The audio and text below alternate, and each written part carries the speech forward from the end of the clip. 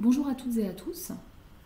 Je m'appelle Julie Perron, je suis professeure de neuropsychologie à la faculté de psychologie et des sciences de l'éducation de l'Université de Genève. J'ai un double parcours, clinique et académique. J'exerce en effet la neuropsychologie clinique depuis 17 ans et j'ai été responsable de l'unité de neuropsychologie des HUG jusqu'à ma nomination professorale en 2021. En parallèle, j'ai mené des travaux de recherche sur les conséquences neuropsychologiques de diverses pathologies du système nerveux central, telles que la sclérose en plaques. Lorsque je ne travaille pas, je savoure les moments passés avec ma famille et mes amis, la lecture, les voyages ou encore la musique.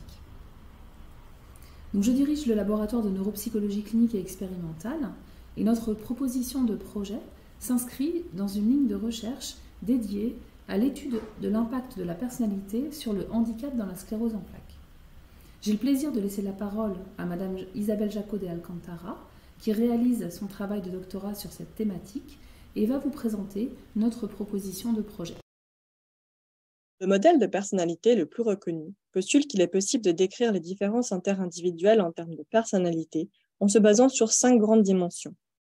Chaque individu a donc un certain niveau sur chacun de ces grands traits, ce qui permet de définir sa personnalité ainsi que de la différencier de celle des autres.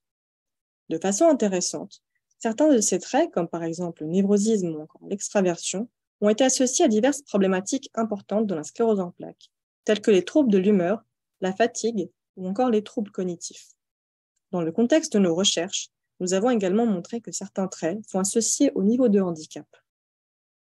Notre projet viserait à mieux comprendre l'influence de la personnalité sur le handicap dans la sclérose en plaques, en effectuant un suivi longitudinal des patients et patientes vus en 2019 dans le contexte de notre première évaluation de personnalité. Des changements de personnalité étant fréquemment rapportés au décours de la maladie, nous souhaitons en effet, dans un premier temps, étudier si ces changements peuvent être associés à l'évolution du handicap. Ensuite, en plus de la mesure de personnalité, nous souhaitons également mesurer et analyser l'impact de facteurs qui pourraient nous aider à mieux comprendre par quel biais la personnalité peut influencer le handicap.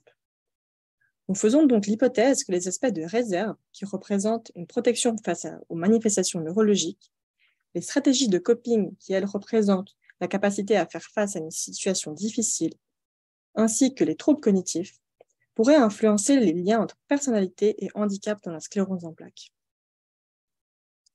Les aspects de différence individuelle, tels qu'un caractère combatif, sont souvent décrits par les patients comme un aspect important pour la résilience face à la maladie. En utilisant un modèle théorique reconnu de la personnalité, il est possible de quantifier ces différences. Et avec ce projet, nous pourrons comprendre par quel biais ces traits de personnalité peuvent impacter le décours de la maladie, ou du moins la manière d'y faire face.